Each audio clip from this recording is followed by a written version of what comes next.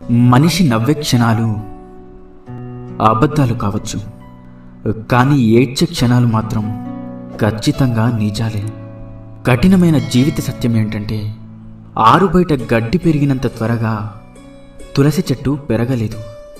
అలాగే మోసం చేసినవాడు అభివృద్ధి చెందినంత వేగంగా మంచివాళ్ళు అభివృద్ధి చెందలేరు కాదంటారా? విలువలేని ప్రేమను నువ్వు ఎంత ప్రేమించినా చివరికి నీకు ఆ విలువే లేకుండా పోతుంది. కాబట్టి నీ విలువను తగ్గించే ఏ బంధాన్ని కూడా విలువగా చూడకు. జీవితంలో సంతోషంగా ఉండాలి అంటే కావలసింది ఆస్తులు అంతస్తులు కాదు.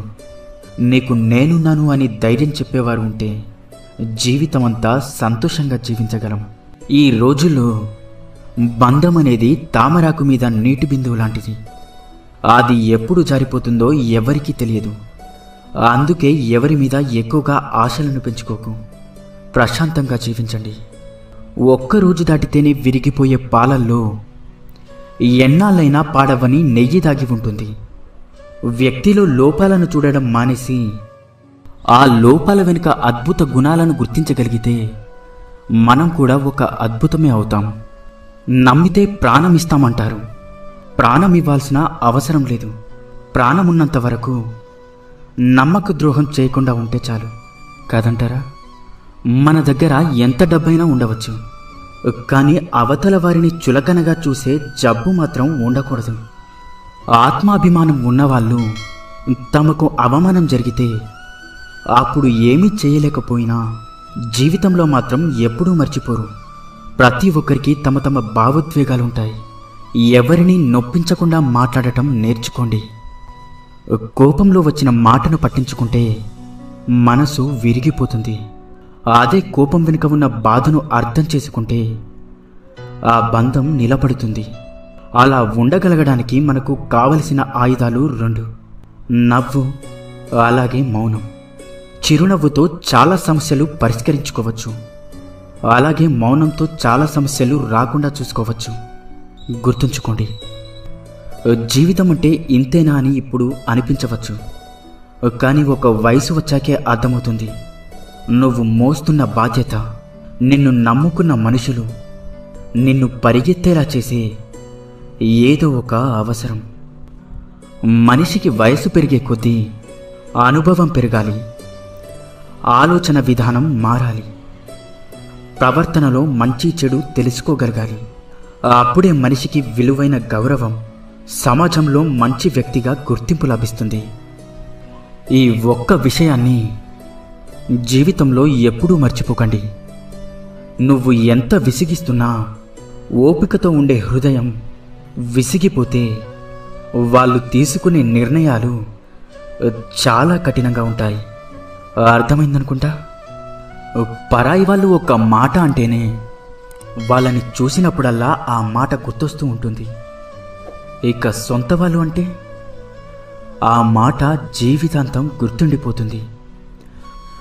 కడుపు నిండిన వాడికి పెట్టిన అన్నం, సముద్రంలో కురిసిన వర్షం, ధనవంతునికి ఇచ్చిన బహుమానం, పగలు వెలుగుతున్న దీపం, బంధనాలు లేని బంధం, అసమర్థులతో వ్యాపారం, హద్దులు లేని స్నేహం, నిజాయితీ లేని ప్రేమ, ఇవన్నీ బూడిదలో పోసిన పన్నీరు లాంటివి.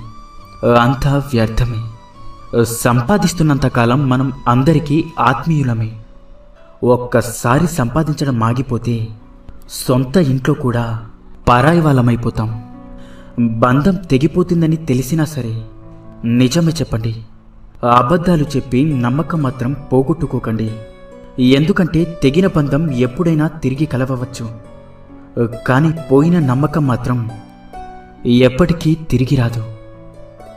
అందంగా లేదని భార్యని, అర్థం చేసుకోవడం లేదని భర్తని, నీకు అండగా ఉండడం లేదని తమ్ముణ్ణి, అహంకారం చూపుతున్నాడని అన్నని, ఆస్తి పంచడం లేదని అమ్మా నాన్నని, అవసరానికి ఉపయోగపడడం లేదని అక్కా చెల్లెల్ని, అవసరానికి వాడుకున్నాడని స్నేహితులని, అలా అందరినీ వదిలేసుకుంటూ వెళ్తుంటే చివరికి ఏదో ఒకరోజు మనం కూడా ఈ ప్రపంచాన్ని వదిలి వెళ్ళాల్సి వస్తుందేమో. ఒక్కసారి ఆలోచించు. తీపి ఉండాలే కానీ చీమలకి కుదవా. కాసులుండాలే కాని చుట్టాలకేం కొదవ. ఉప్పు తగిలితే చీమలు ఎలా అయితే చెదిరిపోతాయో, మనకు నొప్పి కలిగినప్పుడు కూడా చుట్టాలు అలానే వెళ్ళిపోతారు. మనసు ఒంటరిది. ఎన్ని బంధాలతో పెనవేసుకున్నా తనలాంటి మనసు కోసం నిరంతరం ఆరాటపడుతూ ఉంటుంది. ఒక్కసారి నీ మనసుని అడిగి చూడు, నిజమో కాదో చెప్తుంది. అసూయతో బ్రతికే వారికి సరైన నిద్ర ఉండదు. అహంకారంతో బ్రతికే వారికి సరైన మిత్రులుండరు. ఇక అనుమానంతో బ్రతికే వారికి సరైన జీవితమే ఉండదు. ఇకపై అబద్ధమే చెప్పకూడదు అని నిర్ణయం తీసుకున్నప్పుడే ఎవరో ఒకరు వచ్చి బాగున్నావా అని అడుగుతారు. కూరల్లో మజ్జిగల్లో చేరి వాటికి రుచిని అందించే ఉప్పు నీళ్ళల్లో పాలల్లో చేరితే వాటి యొక్క రుచి పోతుంది.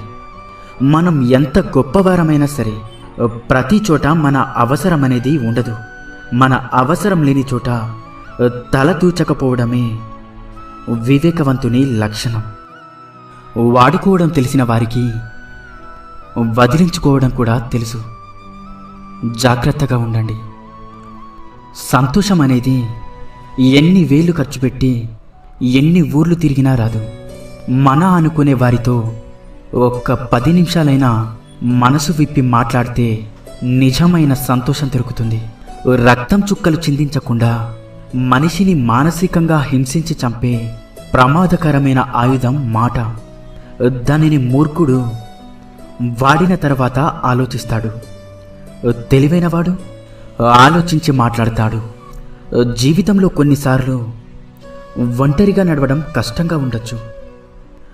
కానీ ఆ ఒంటరితనమే డబ్బు విలువ, మనుషుల విలువ, సమయం యొక్క విలువ, అలాగే జీవితం యొక్క విలువ అన్నీ నేర్పిస్తుంది.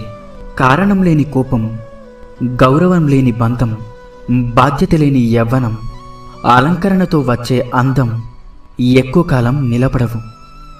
మనం బాగుండాలి అనుకునేవాడు కోపంగానే మాట్లాడతాడు. మనల్ని మోసం చేయాలి అనుకునేవాడు ఎప్పుడూ నవ్వుతూనే మాట్లాడతాడు. ఎంత బాగా బండిని లాగినా గుర్రానికి జాటి దెబ్బలు తప్పవు. ఎంత రుచికరమైన పండ్లు ఇచ్చినా చెట్టుకి రాళ్ల దెబ్బలు తప్పవు. అలాగే ఎంత గొప్ప వ్యక్తిగా ఎదిగినా నీకు కొందరి విమర్శలు మాత్రం తప్పవు.